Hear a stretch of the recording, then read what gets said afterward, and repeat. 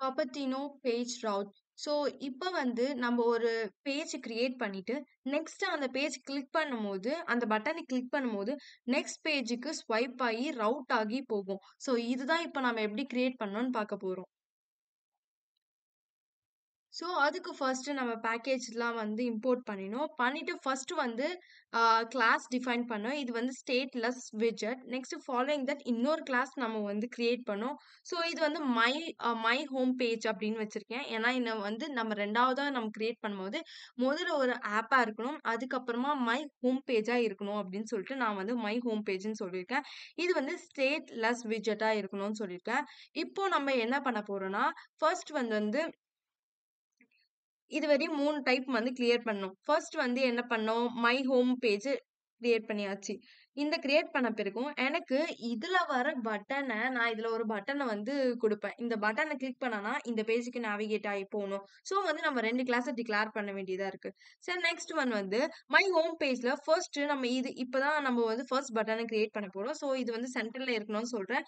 So வந்து காப்பர்சீனோ button field ஆயிருக்கும். So இந்த ஃபில்டு உங்களுக்கு தெரியும். இது மாதிரி ஆ டிரான்ஸ்பரண்டா இல்லைன்னா அந்த பொசிஷன வந்து அட்ராக்ட் பண்ணக்கூடிய பட்டன தான் வந்து ஃபில்டுன்னு சொல்லுவோம். ஸோ ஃபாலோயிங் தட் அதுக்குள்ள என்ன டெக்ஸ்ட் இருக்குமா, கிளிக் ஃபார் த பேஜ் 2 அப்படின்னு சொல்லிட்டு ஒரு டெக்ஸ்ட் முதல் ஹோம் பேஜ்ல நம்மளுக்கு இருக்கும். ஸோ இத நீங்க கிளிக் பண்ண பிறகு தான் அது வந்து ரவுட் ஆயி இந்த பேஜுக்கு வரும். இந்த பேஜ்க்குள்ள கன்டென்ட்க்கு வரும். ஸோ இப்ப என்ன பண்ணணும்னா, அந்த பிரஸ் வந்து அந்த பட்டன் வந்து எனக்கு ஆன் பிரஸ்ல இருக்குங்க. அந்த பட்டனுக்குள்ள ஒரு கான்டெக்ஸ்ட் இருக்கணும். அது வந்து மெட்டீரியல் பேஜ் ரவுட். ஸோ இதுதான் நம்ம யூஸ் பண்ண வேண்டிய விட்ஜெட்.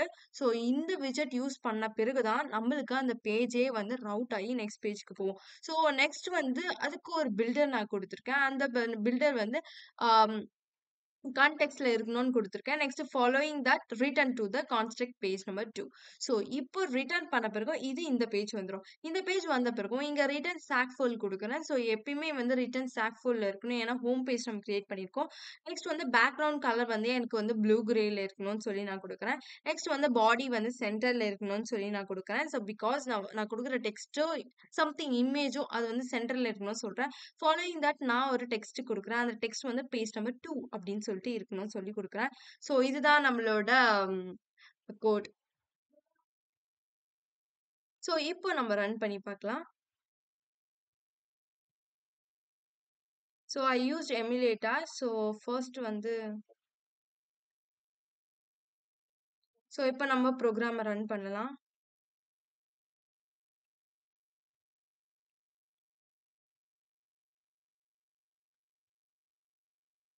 ஸோ இப்போ வந்து நம்மளுக்கு வந்து அவுட்புட் விசிபிள் ஆயிடுச்சு. இதுதான் ஃபர்ஸ்ட்ல நம்மளுக்கு விசிபிள் ஆன முதல் முதல் பேஜ். இதுல வந்து கிளிக் ஃபார் த பேஜ் 2ன்னு சொல்லி குடுக்குறேன்.